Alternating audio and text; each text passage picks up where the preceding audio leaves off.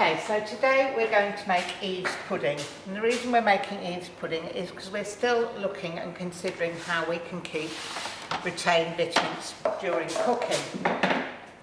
Now if you look at this recipe says peel your apples and put in water. Now what's going to happen to the apples if you put them in water is your vitamin C is going to leach out. So you either decide to make this pudding with a different fruit that doesn't suffer from enzymic browning, because that's what happens. The oxygen in the air reacts with the enzymes in the apples and turns them brown. Or you consider how you're going to do it. If I was doing this at home, I would make my sponge first and then peel my apples. But as I'm doing a demonstration, I wanted to just only show you the peeling of one apple. So I've got cooking apples here. Cooking apples are cheap, they're plentiful, they grow very easily in this country and they store very well, so they're available all the year round. But they're actually harvested in the autumn, but we can store them in a cool, dark place and they can last as long as a year, stored correctly at the right temperature. Cooking apples have a very tough skin, so you need to get rid of the skin and any brown bruising on your apple. And if you remember from year 7, once we peeled the apple, we quartered it and then we did a diagonal cut to take the core out. As you can see, there's a bit of bruising on this apple which I want to get rid of.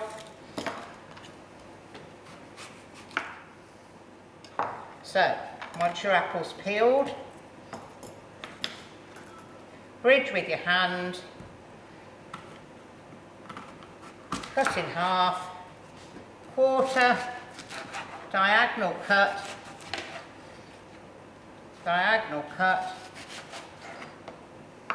and then segment.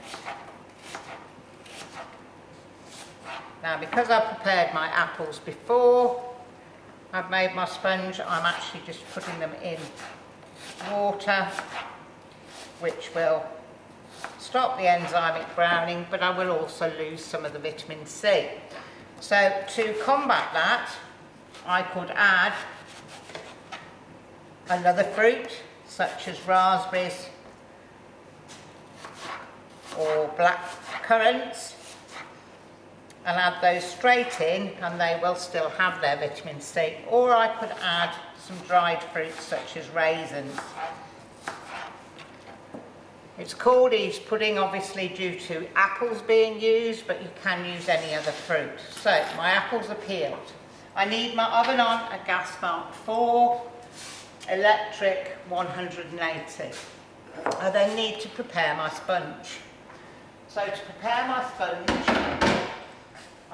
it's an all-in-one method where I put everything together.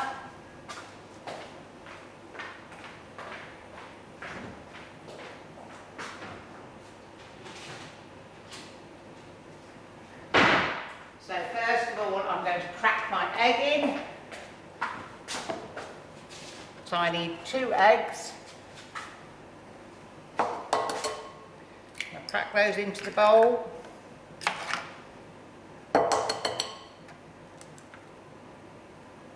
I'm then going to add 100 grams of soft spread.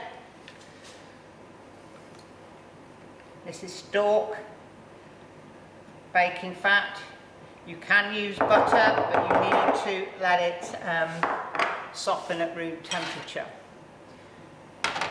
100 grams of caster sugar,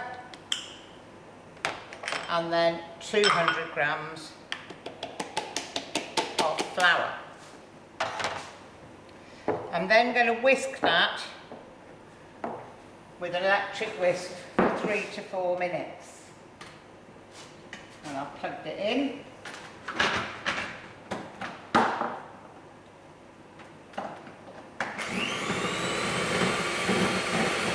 Now, if you haven't got an electric whisk, you will need to do this with a wooden spoon. And what you'll do is you'll cream your sugar and your butter together first, You're then beating your egg and you're then folding your flour. But if you've got an electric whisk, you can do it the all-in-one method and just whisk it all together for 3 to 4 minutes. Now, the sugar attracts the air, the fat traps the air, aeration, the sugar adds sweetness, the egg helps to bind the ingredients together and will also set on baking, and the flour is your bulk ingredient.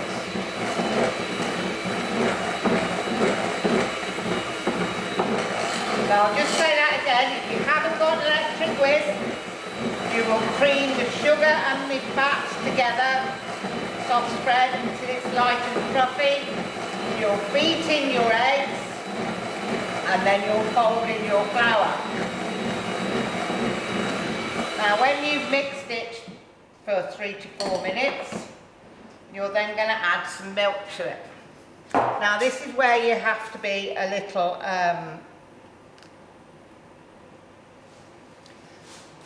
you have to estimate how much you think you're going to add into your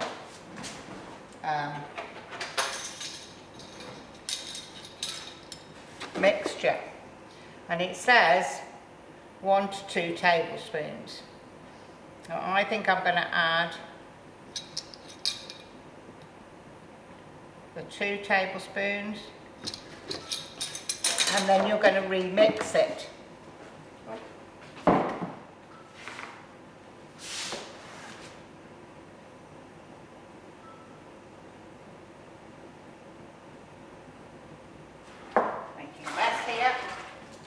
So you're going to remix it for another minute to incorporate your milk.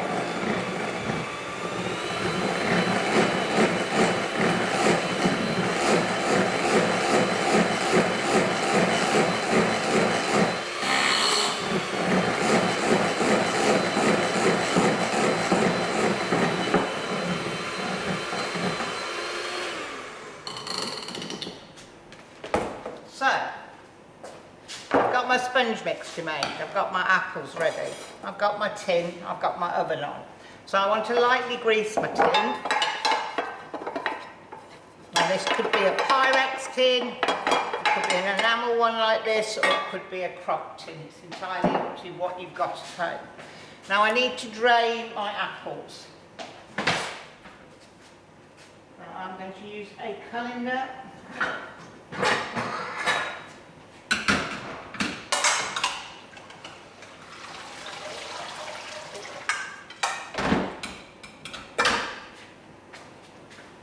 And then I need to lay those apples in my tin neatly. As I say, you can add different fruit to this.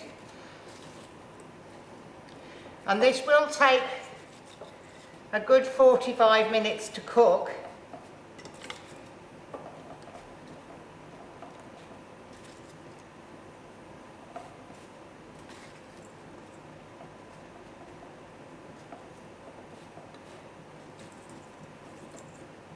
This tin is a little bit small.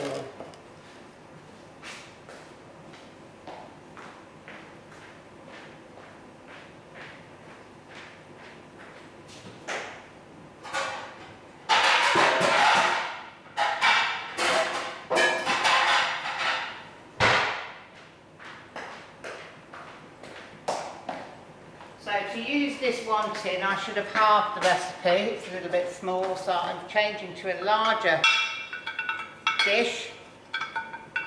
And as you can see, it's the dish that we've used for the fish pie and other things. So spread my apples out. I could add, as I said, raisins, black currants, raspberries to that. I could change the fruit altogether if I wanted. But as cooking apples are quite tart, I'm going to sprinkle with 50 grams of sugar. Now this could be caster, it could be granulated, it could be brown. If you want a slightly more caramel texture. And then I am going to spread on my mixture. So, I'm not going to tip it all out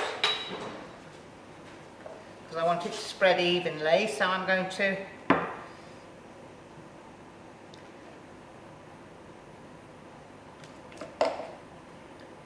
pop dollops all over. Now the bigger the dish, the less time it will take to cook because your sponge isn't so thick.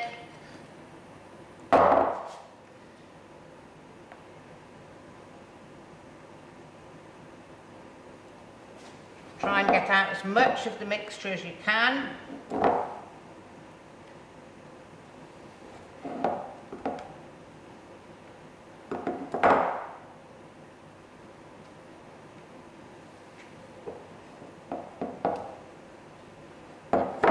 And then I'm going to spread that round with my spatula, making sure I've covered all my fruit. And then I'm going to cook that in the oven for between 30 and 45 minutes. And that will depend very much on the thickness of your sponge, on what sort of dish you've used.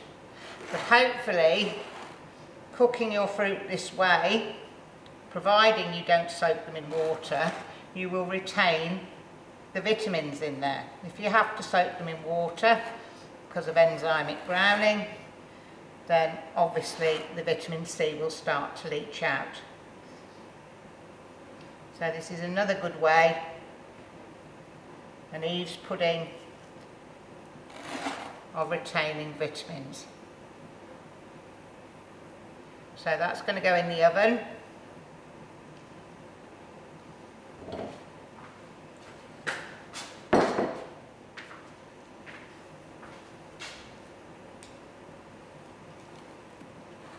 Wipe round, make it nice and tidy. Please use oven gloves or a dry tea towel if you're at home. Make sure your door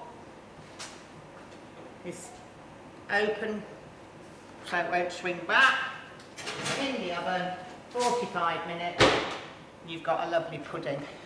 Serve with ice cream, cream or custard.